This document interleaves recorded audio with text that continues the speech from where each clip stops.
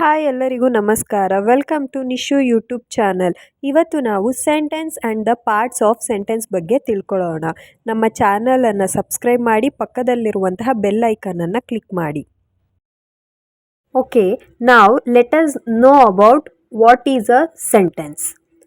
A sentence is a group of words that makes or make sense.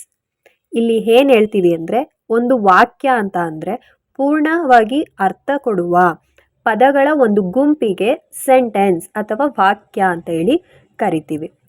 For examples, the birds are flying in the sky. ಪಕ್ಷಿಗಳು ಆಕಾಶದಲ್ಲಿ ಹಾರಾಡುತ್ತಿವೆ. ಇದೇ ಸೆಂಟೆನ್ಸ್ನ ನೀವು birds flying sky ಏನಾದರೂ meaningful ಆಗಿ ಇದೆಯಾ? No, it's just a words. So the birds are flying in the sky. Another example is the river flows under the bridge. ನದಿಯು ಸೇತುವೆಯ ಕೆಳಗೆ ಹರಿಯುತ್ತದೆ. The dog barks. ನಾಯಿಯು ಬೊಗಳುತ್ತದೆ. So all the three group of words make sentence. So they are all called sentences. ಈ ಮೇಲಿ ಇರುವಂತಹ ಮೂರು ಪದಗುಚ್ಛಗಳು ಏನಿದೆ ಪೂರ್ಣ ಅರ್ಥವನ್ನು ಕೊಡುತ್ತದೆ. ಹಾಗಾಗಿ ಇದನ್ನು ನಾವು ವಾಕ್ಯ ಅಂತ ಹೇಳಿ ಕರಿತೀವಿ. Now let us learn about the parts of a sentence. A sentence has two parts. They are called the subject and the predicate. ಒಂದು ವಾಕ್ಯದಲ್ಲಿ ಎರಡು ಭಾಗಗಳಿರುತ್ತೆ. ಅವುಗಳನ್ನು ನಾವು ಸಬ್ಜೆಕ್ಟ್ ಆ್ಯಂಡ್ ಪ್ರೆಡಿಕೇಟ್ ಅಂತ ಹೇಳಿ ಕರಿತೀವಿ.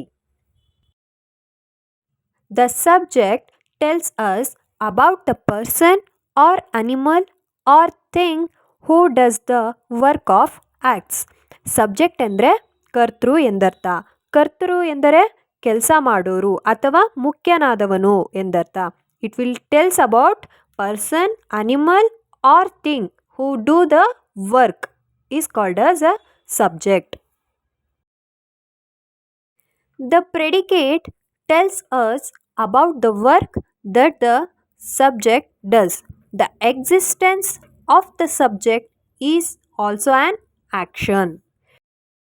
ಪ್ರೆಡಿಕೇಟ್ ಎಂದರೆ ಮುನ್ನುಡಿಯೋದು ಅಂತ ಹೇಳ್ತೀವಿ. ಪ್ರೆಡಿಕೇಟ್ ಭಾಗ ಕರ್ತೃವು ಮಾಡುವ ಕೆಲಸದ ಬಗ್ಗೆ ನಮಗೆ ತಿಳಿಸ್ಕೊಡುತ್ತದೆ. ಕರ್ತೃವಿನ ಒಂದು ಇರುವಿಕೆಯು ಕೂಡ ಒಂದು ಕೆಲಸವಾಗಿರುತ್ತದೆ. So the predicate tells us about the work that the subject does.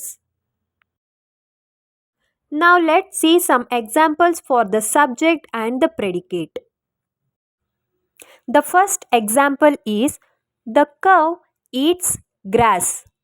ಹಸುವು ಹುಲ್ಲನ್ನು ತಿನ್ನುತ್ತದೆ. Second one is she is dancing. ಅವಳು ನೃತ್ಯ ಮಾಡುತ್ತಿದ್ದಾಳೆ. Third one is the cat drank the milk.